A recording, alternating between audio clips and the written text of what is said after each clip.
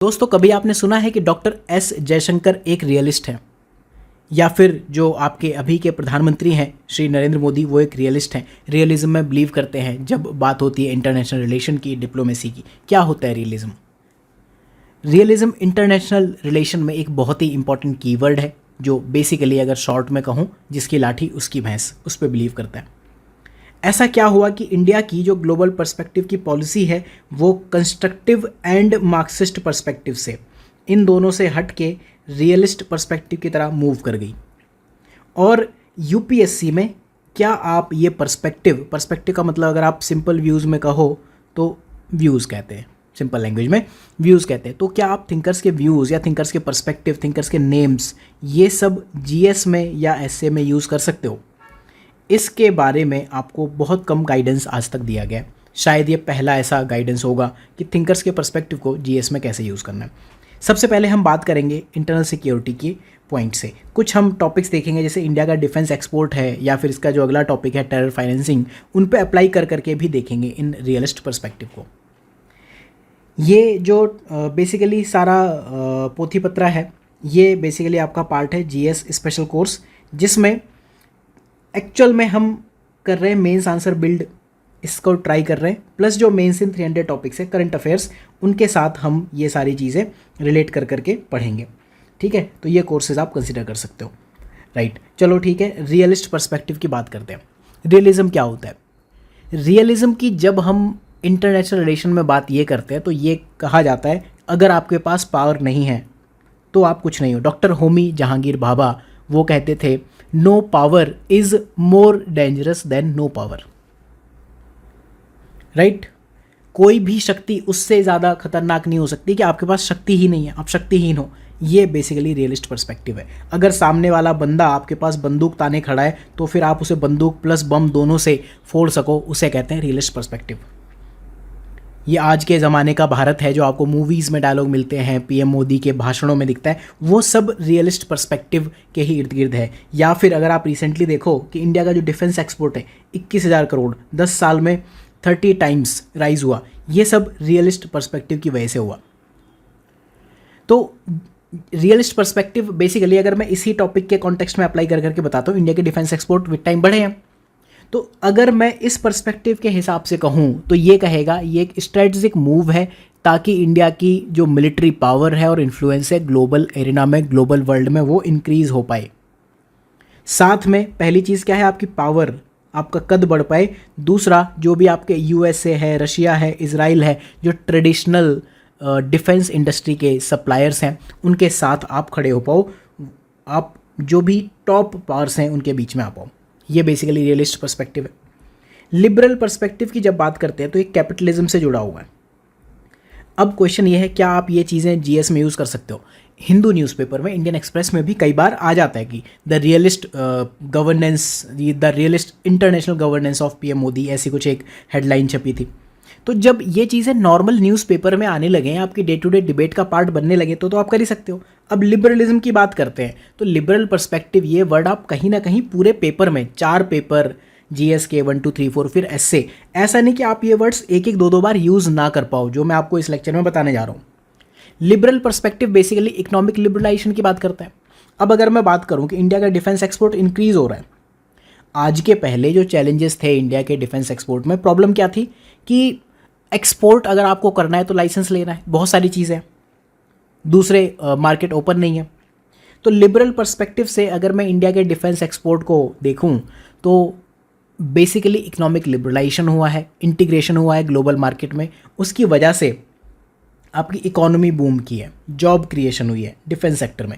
या आप liberal perspective में जाके कह सकते हो। आई थिंक पीएसआईआर में जॉन लॉक इसके लिबरलिस्ट कहलाते हैं। आई एम नॉट श्योर, अगर आप पीएसआईआर से हो तो कमेंट करके बता देना। फिर मार्क्सिस्ट पर्सपेक्टिव, लिबरल से पहले हम आते हैं कंस्ट्रक्टिविस्ट पर्सपेक्टिव, इसको थोड़ा समझते हैं। कंस्ट्रक्टिविस्ट पर्सपेक्टिव के बाद हम आएंगे मार्क्सिस्ट पे। ये बेसिकली बीच के लोग हैं, जो ना इधर के हैं ना उधर के हैं।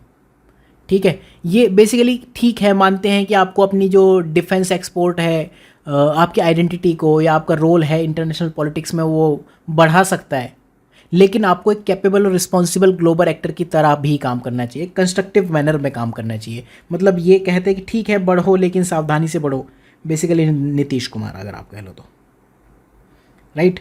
तो ये है कंस्ट्रक्टिविस्ट पर्सपेक्टिव, कंस्ट्रक्टिविज्म भी यही होता है।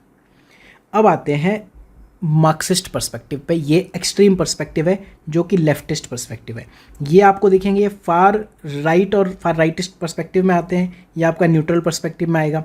एंड मार्क्सिज्म या लेफ्टिस्ट पर्सपेक्टिव ये क्या कहता है? मार्क्स बेसिकली क्या कहते हैं, दुनिया में दो ही तरह की चीज़ें हैं, या तो लोग रिच हैं या फिर गरीब हैं। मार्क्स ये कहते हैं दुनिया में एक ही ईविल है, वो है कैपिटलिज्म।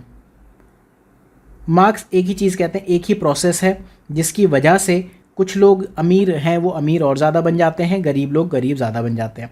गरीब लोग क्या है, वर्क सेल करते हैं, और ये वर्क सेल करके सपोज़ आपका 10,000 रुपये का वैल्यू जनरेट करते हैं, तो उसमें से 90,000 की वैल्यू रिच लोग रखेंगे और ये आराम करते हैं, या फिर इनके लेबर पे रिच लोग अमीर होते हैं। एंटरप्रेन्योर क्लास इसमें आ गई जो लेबर क्लास से ऊपर है।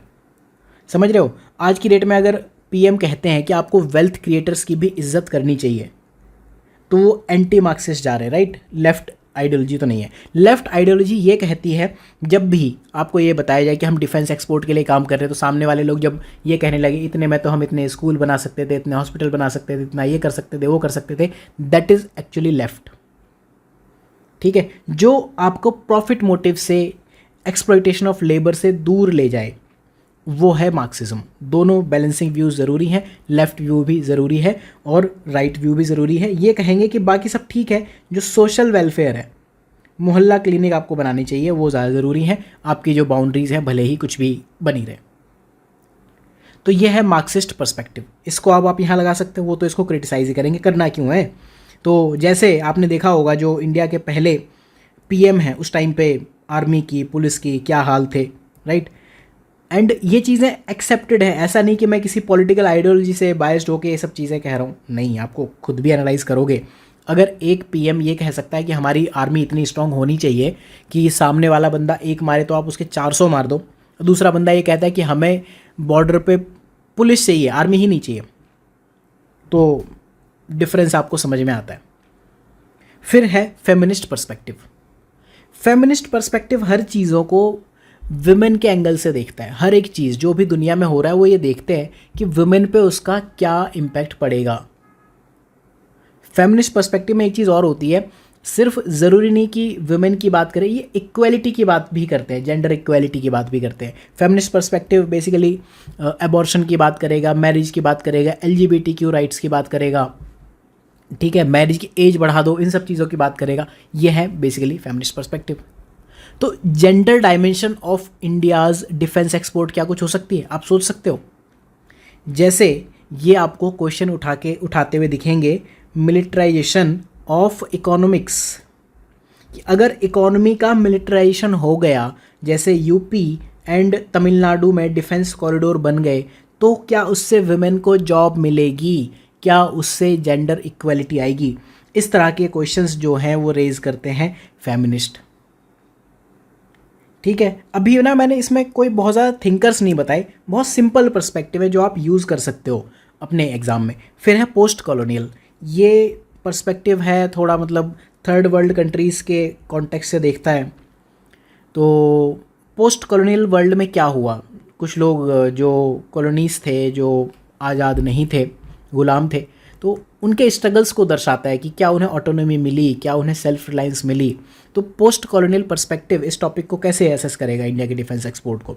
वो ये कहेंगे कि ठीक है, हम भले ही गरीब रह गए, हम पीछे रह गए, लेकिन आज की डेट में इंडिया नामीबिया भी नहीं है, केन्या भी नहीं है, हम स्पेस में भी आ गए, हम डिफेंस में भी आ गए, हम हर चीज़ में आ गए। ठीक है, आप मानते हो कि वर्ल्ड की हम 5th लार्जेस्ट इकोनॉमी नहीं होंगे, 10th होंगे, बट हम 150th भी नहीं है। चाहे भले ही पॉपुलेशन का एंगल ले लो, कुछ भी ले लो, ब्राज़ील जैसी कंट्रीज़ भी हैं जहाँ काफ़ी पॉपुलेशन है, और ऐसी कंट्रीज़ हैं जहाँ पे पॉपुलेशन डेंसिटी इंडिया से ज़्यादा मिलेगी, पॉकेट्स में तो मिलेगी। तो post colonial perspective basically Edward Said, ये इसके SAID, ये इसके एक काफ़ी प्रोमिनेंट थिंकर माने जाते हैं। इनके ऊपर PSIR में काफ़ी क्वेश्चंस भी पूछे जाते रहे। इस तरह से आप ये थिंकर्स पर्सपेक्टिव जीएस में यूज़ कर सकते हो। कुछ और टर्म्स जो और सिंपल हैं, अगर मैं इनकी बात करूँ एक एक करके, तो एक होता है strategic perspective. Strategic perspective Henry Kissinger इन्होंने दिया है, बेसिकली ये इसके फादर माने जाते हैं। स्ट्रेटेजिक आप समझते हो, अगर आप डिफेंस एक्सपोर्ट अपने बनाओगे, इसको मैं एक्सप्लेन करके बताता हूँ सिर्फ इसी से, डिफेंस एक्सपोर्ट से, कि अगर डिफेंस एक्सपोर्ट होंगे तो जो आपके ब्रॉडर स्ट्रेटेजिक गोल्स हैं वो आपके स्ट्रेंथन होंगे, मजबूत होंगे, और आप यूएसए और रशिया जैसी पावर्स के साथ काउंटर बैलेंस कर पाओगे। आज की डेट में अगर इंडिया यूक्रेन क्राइसिस के बावजूद यूएसए और रशिया से, दोनों से अपने रिलेशंस बढ़िया बना पाया है, तो वो स्ट्रेटेजिक पर्सपेक्टिव अच्छे हैं।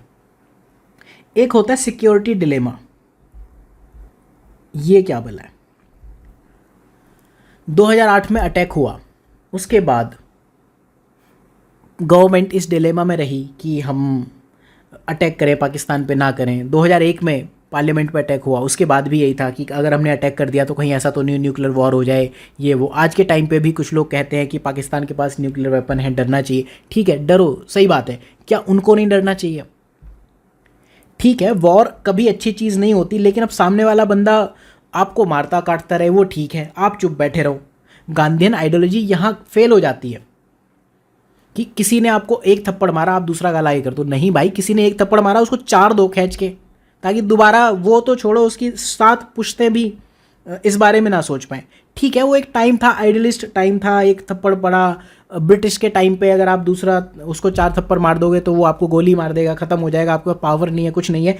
वो एक आज़ाद कंट्री जो नहीं है, वहाँ पे चल सकती है चीज़ें, बट अभी आपको सिक्योरिटी डिलेमा नहीं होना चाहिए।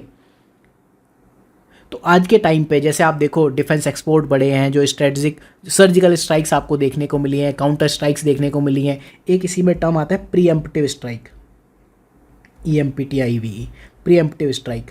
ठीक है, बेसिकली न्यूक्लियर वॉर में ये चीज़ ज़्यादा यूज़ होती है कि अगर आपको लगे कि न्यूक्लियर वॉर होने वाला है, आप दूसरी कंट्री के न्यूक्लियर एसेट्स, सबसे पहले एसेट्स एंड लोकेशन ढूंढ के डिस्ट्रॉय करते हो, या सिटीज़ आप कह लो।